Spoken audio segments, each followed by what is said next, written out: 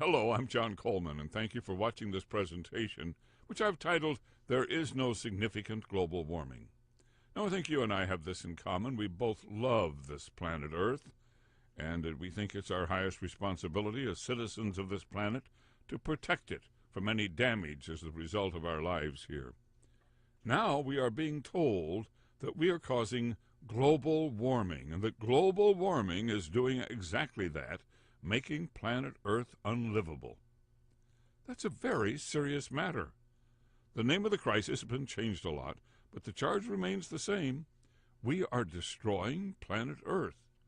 No matter what they call it, the entire basis of the crisis as they see it is this: the release of carbon dioxide into the atmosphere from the exhaust of our cars and airplanes, our power plants, our factories, everything that burns fossil fuels. This is it. Their entire scientific case is built on the greenhouse effect that they say skyrockets from the increasing amount of CO2, carbon dioxide, in the atmosphere. Now let me make something very clear, here and now. If they were correct, in fact, if there was any reasonable chance that they were on target, I would devote the balance of my life to working to stop the emission of carbon dioxide into the air. But I have seriously studied the science behind their claims, and I find their claims to be entirely wrong. I am totally convinced that there is no significant man-made global warming. This is an amazing and very upsetting case of science gone bad. How can something like this happen? Well, I'm going to try to explain it as clearly and completely as I can. But here's where all of this gets really messy. Environmentalists and politicians have adopted the global warming frenzy to advance their agendas, and they use it to promote their solutions to global warming, alternate energy, and a change to a less industrialized civilization. And so they say that I am just a Republican, that I'm picking on their hero Al Gore, and that undoubtedly I'm on the payroll of big oil. Ladies and gentlemen, dear friend, my interest is not political. I am not being paid by big oil or anybody else to campaign against this global warming frenzy. I'm just a long-time meteorologist, and I am very upset about my science being destroyed by a myth. I'm upset in response to these totally false scientific claims. The global warming advocates are trying to turn off the lights on our civilization, an advanced way of life that's the product of 2,000 years of solid science and engineering and hard work by all those before us. The global warming crowd wants to shut down our automobiles, no more taking the kids to school in the SUV. And they want to ground our airplanes, no more flights to Hawaii. And they want to shut down the factories that make our computers and our iPods and our iPhones and all that other neat stuff that makes life good. I do not want to turn off our fossil fuel-powered civilization to save us from the global warming crisis, and here is why. There is no crisis. But let me add, I am for clean alternate energy. I wish I had better news about that. The truth is that alternate energy is not yet up to the task of powering this civilization. We're going to have to depend on fossil fuels and the internal combustion engine for another 30 to 50 years. And by the way, the internal combustion engine is one of mankind's greatest inventions. Well, here's the good news. We can continue to live as we are today while we develop new energy sources and new engines. We can do it just fine because we are not causing climate change by using fossil fuels. And please, don't worry about the polar bears. They are not endangered from global warming. That whole polar bears are dying campaign was simply a disgusting scare tactic. And the same is true for the polar ice. Our use of fossil fuels is not causing it to melt. And anyone who has lived on the coast for the last few decades knows that the claim about rising ocean water levels is also without merit. And more than that, those claims of record-high worldwide temperature averages are based on cooked-up data. There is no warming problem. So tell me, just what sort of temperature do you want for planet Earth? You want 50s, 60s, 70s, 80s, 90s? And how about the rainfall? Do you want a lot? Or would you like it to be drier and sunnier? Well, I think you and I can agree on this one. We want a natural climate, unaltered by the activities of our civilization. But there is something very important that you need to understand. The natural climate is not something that you can depend on. In fact, the climate of Earth has been anything but steady over time. Here's a chart. It goes back 400,000 years, and it shows how Earth has wildly vacillated between ice ages and what we call interglacial periods every 100,000 years or so.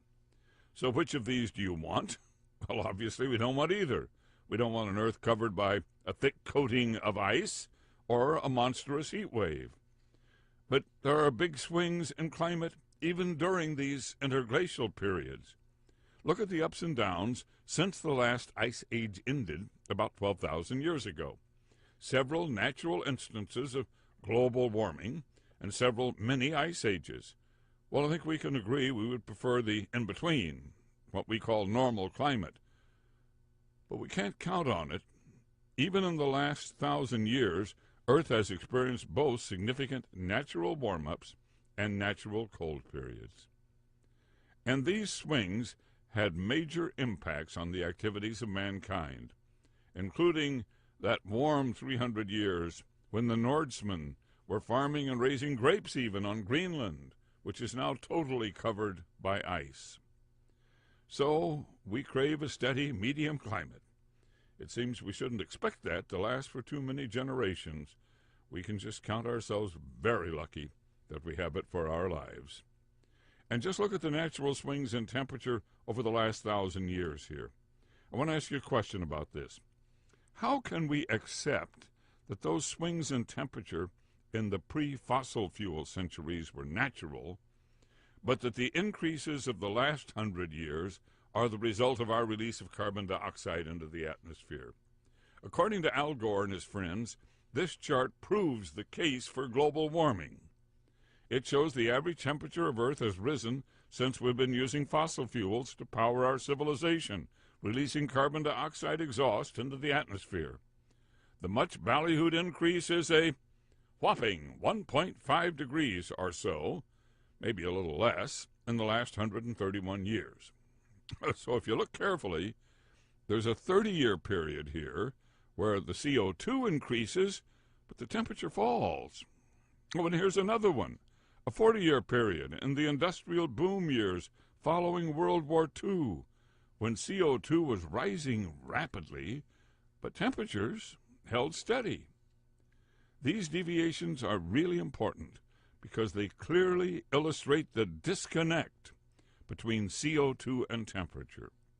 For 70 out of the 131 years, more than half the time in the age of fossil fuels, temperatures have not risen with the increase of CO2. Let me make 2 points right here. An increase of 1.5 degrees in temperature over 131 years is not at all unusual in the long-term scheme of things and doesn't prove anything. And the second part is this. I accept without question that there has been a steady increase in carbon dioxide in the atmosphere as a result of the burning of fossil fuels. I think that is well documented. The measurement of CO2 is good science, but it in no way proves the bad science of global warming. The CO2 has increased by about 20%, from 315 parts per million in 1958 up to 380 parts per million today. A lot of that comes from natural sources. The rest comes from fossil fuel exhaust. Science can actually identify which molecules are from the fossil fuels. Now, I need to make it absolutely clear that the increase in CO2 is accepted and not in dispute, but there is no proof of any connection between this increase and any significant increase in temperatures. And this is crucial because the entire global warming case is built on a claim of a direct connection between the CO2 and the temperature increases. So keep your eye on the ball, and you will realize that there continues to be a disconnect between CO2 and temperatures. This disconnect showed up again in the first decade of the 21st century when the CO2 continued to increase while temperatures leveled off and even fell measurably. Now let me emphasize, this recent increase in temperatures during the age of fossil fuels is not significant in the long-term picture. Temperatures have risen and fallen for natural reasons throughout history and has been warmed up many times, much warmer than it is now, numerous occasions before fossil fuels. Our ancestors did not cause the medieval optimum, nor did they cause the Little Ice Age.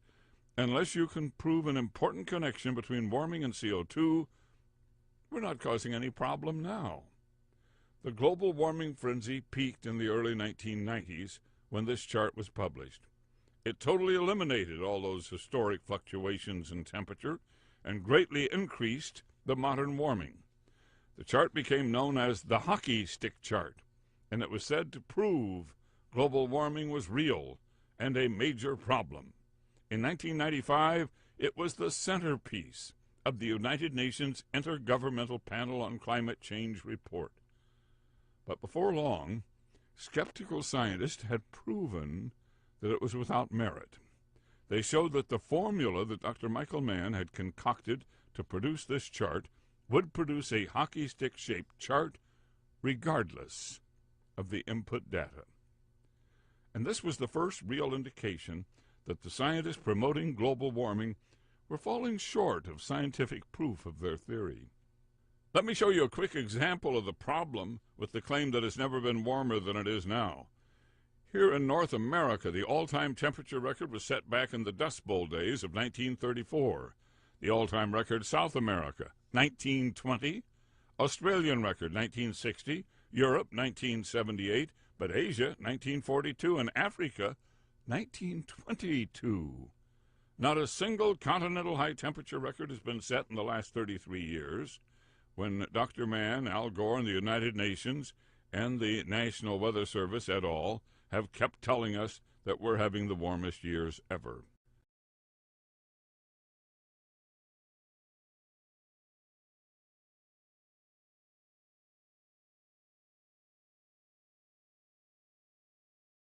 Maybe we should stop for a moment and inspect the makeup of the atmosphere.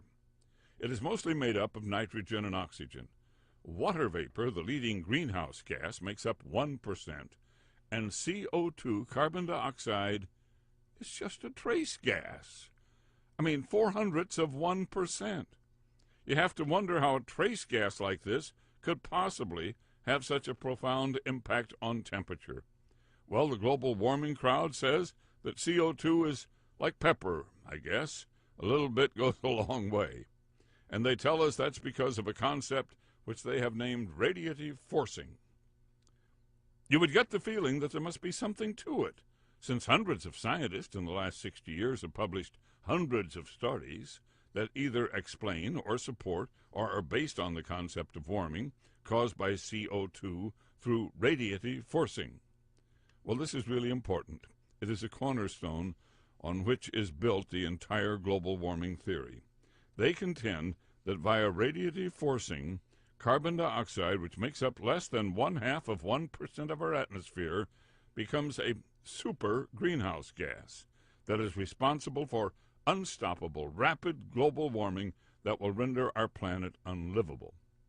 Now remember, the records, even as manipulated by the global warming advocate scientist, only shows a warming of less than a degree, well, maybe slightly over a degree, since 1880, and the temperature anomalies here are in tenths of a degree.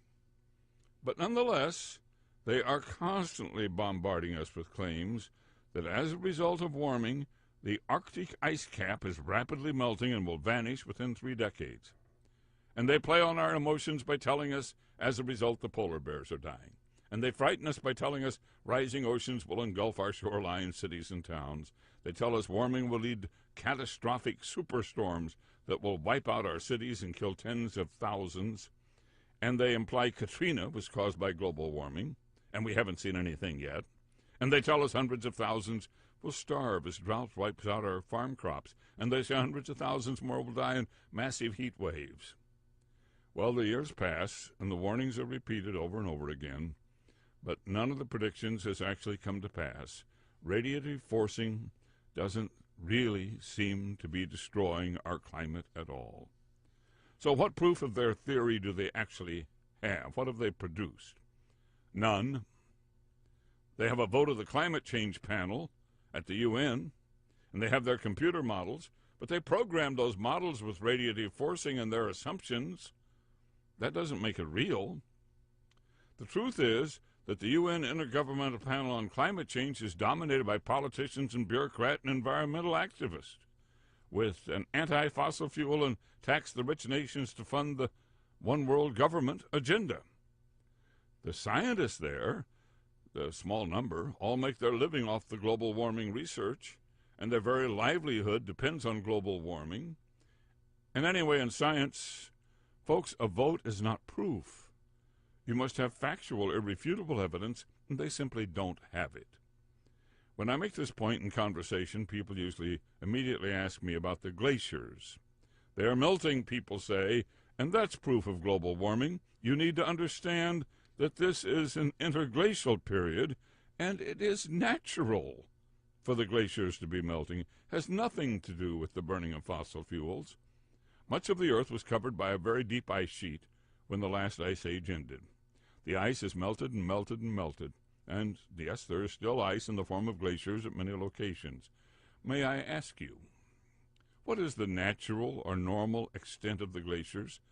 The size they were in, let's say, year 1 A.D., the way they were in 1970, the way they are now? You see, the melting of ice is not a global warming crisis. When it is warm and the ice is melting, life of all forms on Earth thrives. Don't be panicked by scare talk. Relax and enjoy our warm period. Oh, and by the way, the Antarctic ice cap, the one at the South Pole, is near the highest point since we've been measuring it by satellite starting in the late 70s. And despite all the wild scare claims about the ice cap at the North Pole, it had melted to a low point since the satellite measurements began back in 2007. But it has been increasing ever since. Here is a chart of the North Pole and the ice there.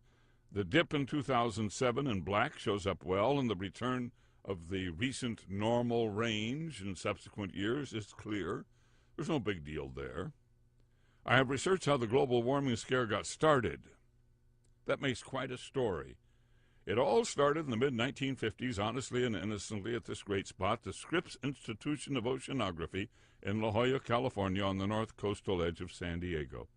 A great scientist, Roger Revelle, who was the head of Scripps, hired Hans Suess, and the two collaborated to publish a research paper. That paper speculated that carbon dioxide might be a significant greenhouse gas, and they concluded that further research was needed. Their concept hit like a tidal wave, however, with bureaucrats and politicians and environmentalists, and the research dollars began to flow far and wide. Soon scientists everywhere were trying to make the case that fossil fuels were changing our climate. At Scripps, Dr. David Keeling set up the first CO2 measuring observatory out in Hawaii, and thus began the Keeling curve, now continued under the stewardship of David's son, Dr. Ralph Keeling. The global warming bandwagon was on parade throughout the climate research community, and Maurice Strong, a bureaucrat at the United Nations, took note of all of this, and he organized an international conference on climate at Stockholm, Sweden in 1972.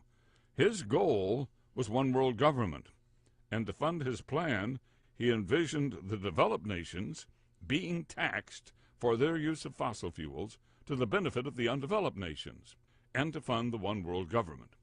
His work led to the now much publicized United Nations Intergovernmental Panel on Climate Change. Meanwhile, Roger Revelle had moved from Scripps to Harvard to establish a Center for Population Studies. And by happenstance, oh yes, this happenstance changed history, a student named Albert Gore signed up for one of his classes. Well, Revelle used the carbon dioxide study he had done as an example of mankind's impact on the planet, and Gore had found a cause célèbre that would dominate his future life. Al Gore, who became a U.S. Senator, while running for vice president in 1992, put out his book titled Earth in the Balance. It credited Roger Revelle for sounding the alarm about fossil fuels and CO2 and global warming. But by that time, Dr. Revelle had become somewhat skeptical about the threat to the climate from CO2. He wrote to Congressman Tim Bates that CO2 impacted human beings in both positive and negative ways, and he cautioned Congressman Tim Wirth that we should be careful not to arouse too much alarm about CO2 until the amount of warming became clearer.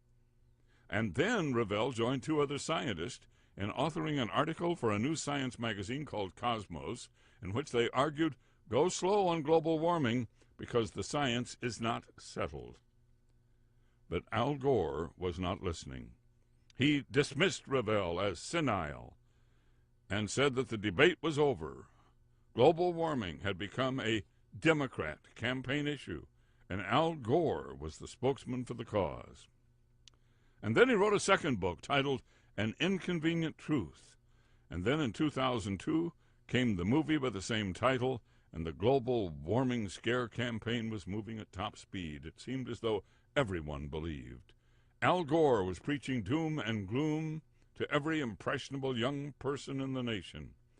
And when the newspapers, TV networks, and magazines all climbed aboard with Al Gore and the UN's IPCC, the global warming scare was in high gear. Meanwhile, the United Nations kept the global warming story rolling with a series of fancy conferences at glamorous locations around the world, where they published a continuing series of research reports. And here in the United States, the federal government was on the publicity wave with constant claims that global warming had taken control of our climate.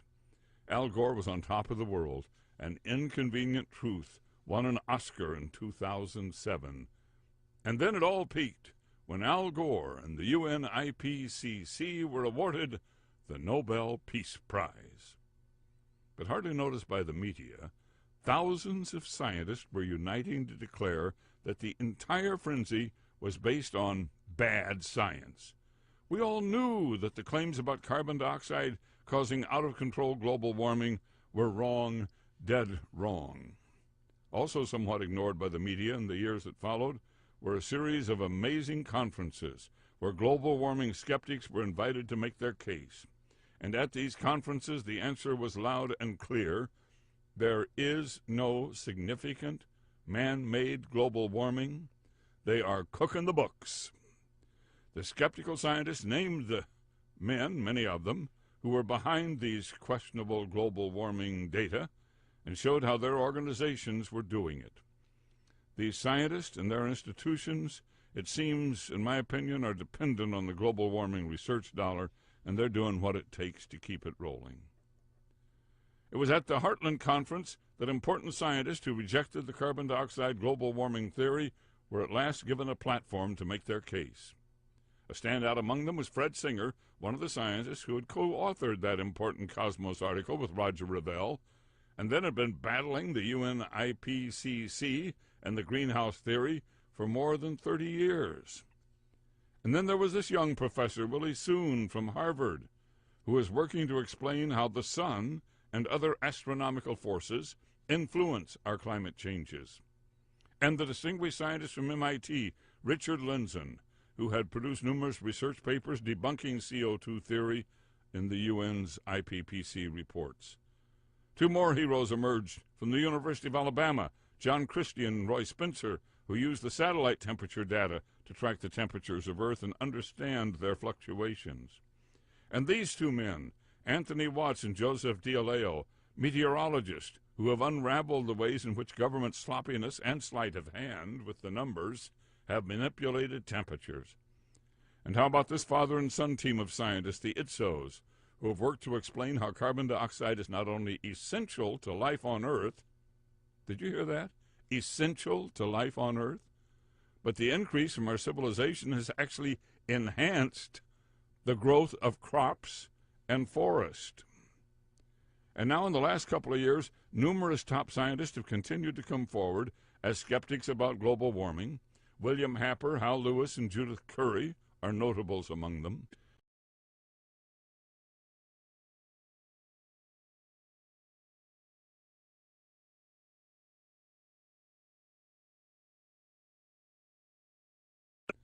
Then in November of 2009, there was a leak of thousands of documents and emails from the primary climate data center in England, the East Anglia University Climate Research Unit, one of 3 primary climate data centers on Earth. And it was immediately clear that the scientists there were not being objective. The deeper we dug, the more clear it became that temperature data from East Anglia had been totally reworked to serve the needs of the global warming advocates.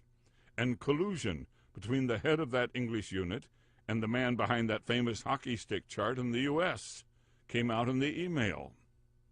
ClimateGate was major news in much of the world, and it was all over the internet. But it was essentially ignored by the biased Big 3 network newscast in the United States. In the UK, the Daily Telegraph speculated this could be the end of anthropogenic global warming. At this point, our attention turned to investigations of the weather data at the 2 primary government data centers in the United States, and at those centers, the National Oceanographic and Atmospheric Agency's National Climate Data Center and NASA's Goddard Institute for Space Studies, data has become so commingled, it's hard to tell exactly who has led the way on the data maneuvering. Look at this. In the mid-1990s, the U.S. climate centers cut the number of temperature observation points used to produce their world temperature average from about 6,000 to 3,000. And then later they kept trimming it on down till they got down to 1,700 points. They were cutting the number of thermometers used at a time when the Internet was adding tens of thousands of temperature points online for immediate access. In the process, they eliminated all the measurements from the cooler mountain locations. They dropped many cooler rural locations in favor of city observations, which are warmed by the urban heat island effect, not CO2, and they dropped almost all of the cold polar locations. And this chart shows the predictable result. The bars are the temperatures.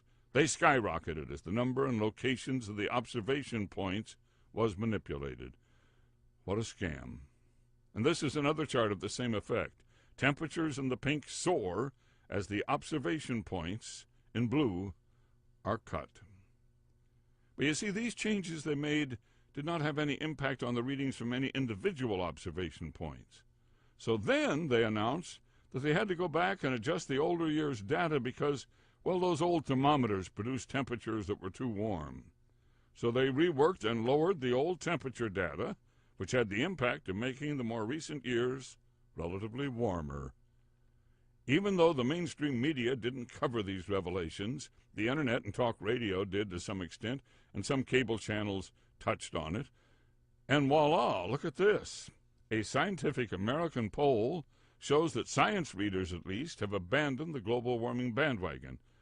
But do not think for a second that the global warming issue is dead. It's not by a long shot. The power, money power, is on the other side. It's our tax money, passed out as research dollars. For 2011, at least $2.4 billion in the U.S. federal budget alone. Now follow this. The government officials send the money to research centers and environmental organizations who produce research papers for the United Nations IPCC.